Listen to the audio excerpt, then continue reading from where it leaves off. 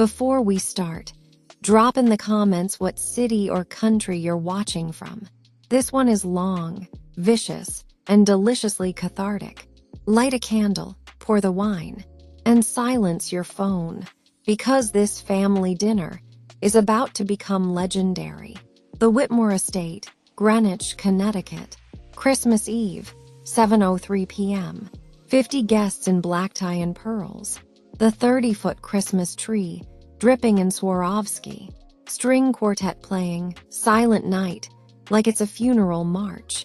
I'm Sophia Whitmore, 38, former corporate attorney turned full-time charity board chair. In the emerald velvet gown that took 3 fittings and 1 panic attack. I spent 4 days cooking with a private chef, 5 birds, 7 sides, 3 desserts flown in from Paris. Our 3 children are upstairs with the nanny, asleep in matching plaid pajamas. My husband, Jonathan Whitmore IV, 42, managing partner at Whitmore and Associates, is holding court at the head of the table, charming senators and CEOs like he isn't drowning in debt and lies. Dinner is served. I stand to give the annual toast, tradition since we got married. I barely open my mouth when Jonathan cuts me off with that tight smile he uses on associates he's about to fire. He leans over, voice low but perfectly audible to the 6 people closest. Sophia, don't embarrass me again like last year. Just smile, thank everyone for coming and sit down. Embarrass him. Last year I dared mention the firm's pro bono program. The one I single-handedly fundraised $4.2 million for. I feel the entire table watching. His mother, Eleanor Whitmore, Dowager Queen of Greenwich, pearls the size of golf balls, raises one perfectly sculpted eyebrow. Something inside me, the last thread of dignity I've been clinging to for 12 years, snaps clean.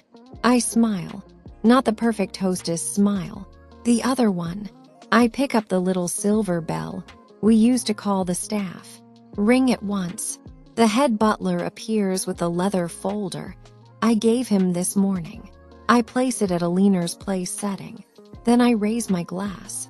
Before we eat, Mother has something she's been dying to read aloud. Family tradition, right, darling? Jonathan goes white. Eleanor opens the folder.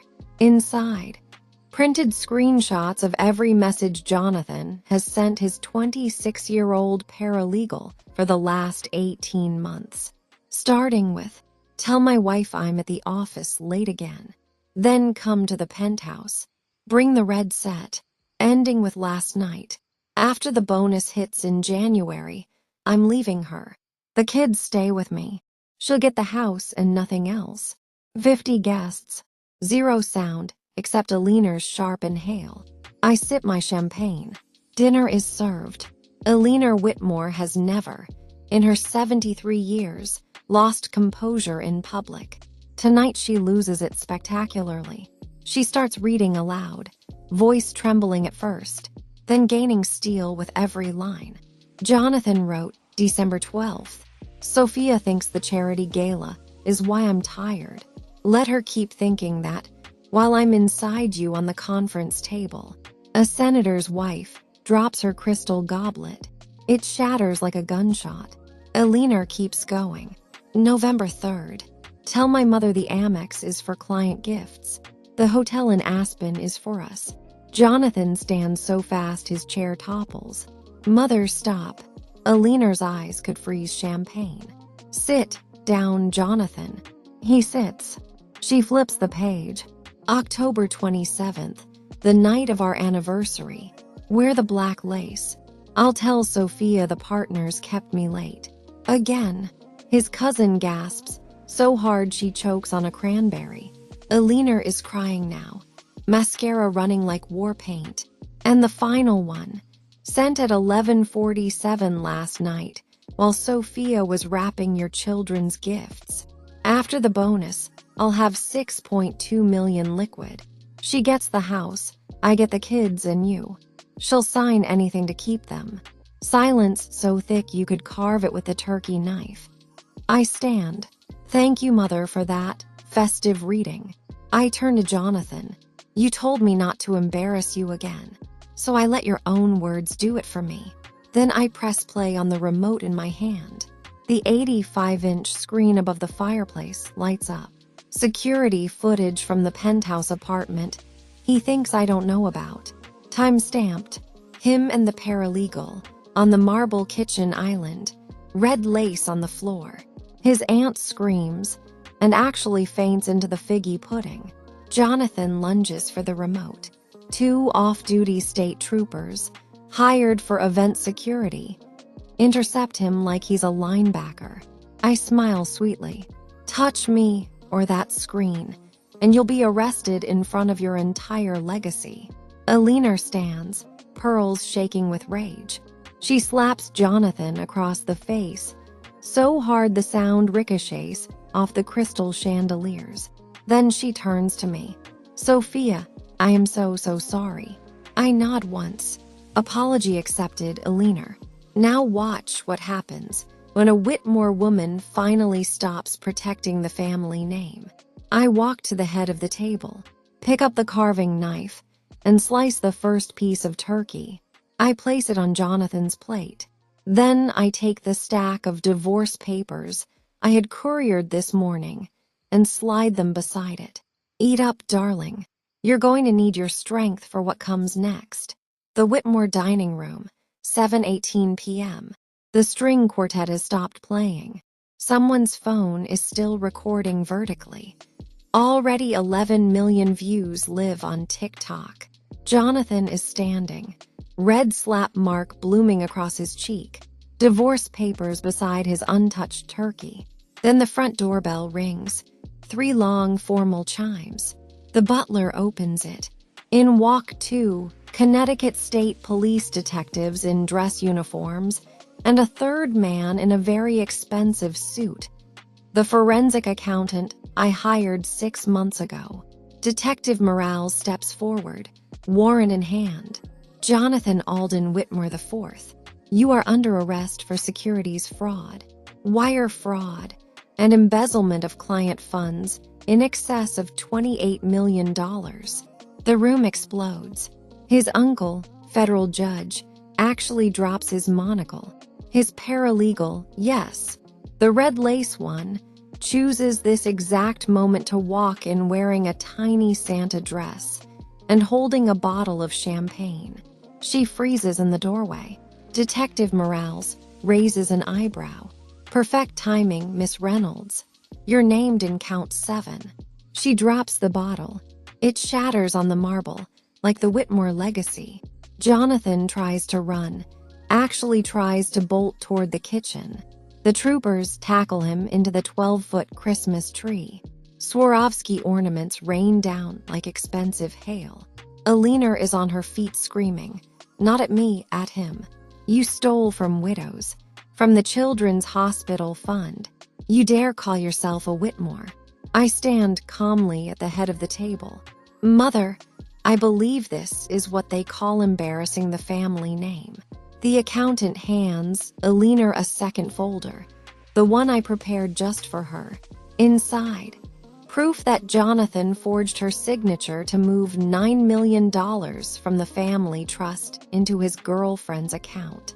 Alina looks like she's been shot. She walks over to Jonathan, now cuffed, face down in pine needles and crystal shards. She removes one pearl earring and drops it on his back, then the other. Then her entire triple-strand necklace, worth more than most people's houses. She turns to me, tears streaming. Sophia, the house, the trust, the children. Take everything. He doesn't deserve to breathe our air. The detectives haul Jonathan up. As they drag him past me, he whispers, bleeding from the forehead, "You planned this." I lean in so only he can hear. Every single day of the last 18 months. Then louder for the cameras. "Merry Christmas, darling." The front door slams. Silence. Then Alina raises her glass, still shaking. To Sophia Whitmore, the only one in this room who upheld the family name tonight. Every single guest stands and drinks.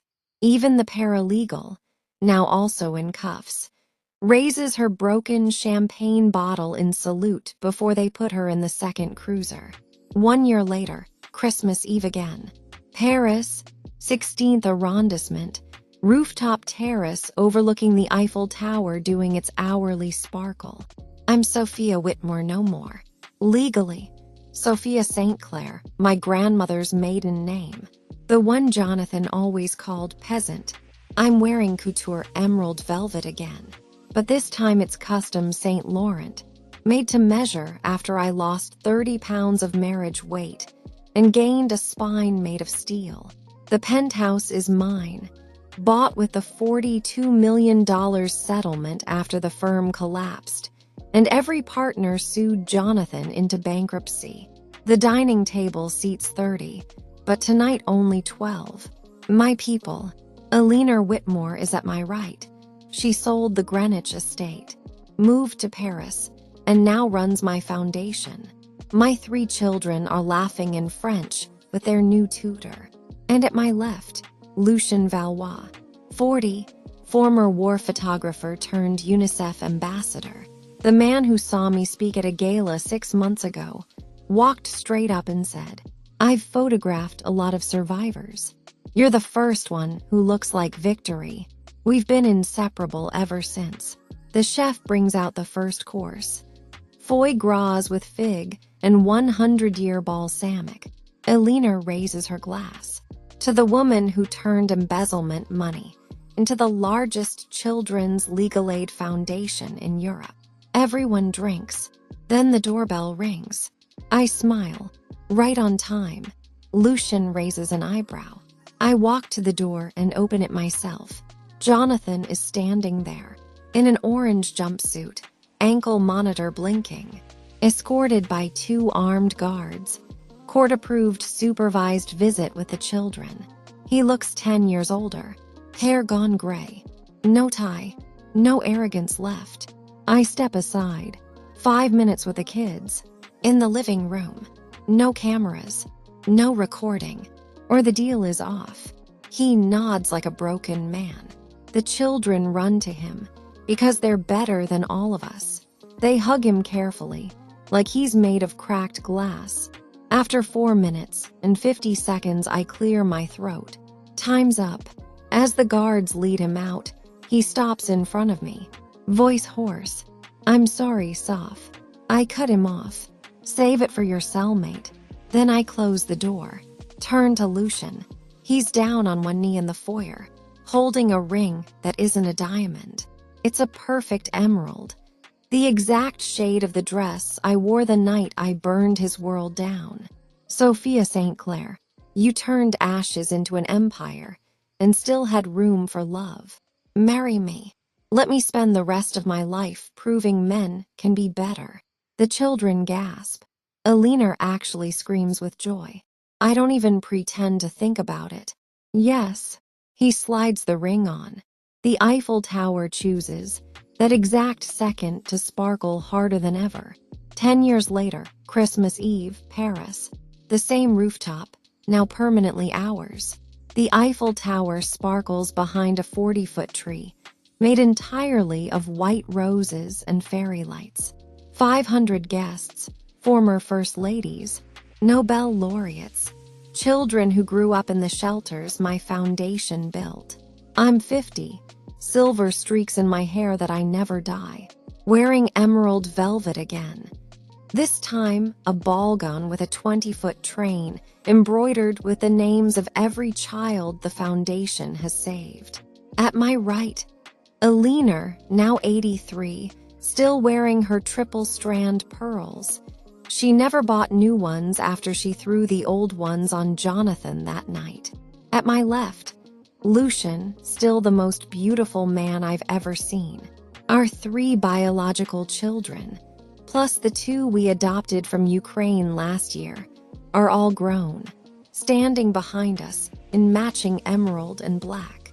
And in the very front row, in a simple wooden chair, Jonathan, still on lifetime parole, still required by court order to attend every Christmas Eve gala I host until he dies.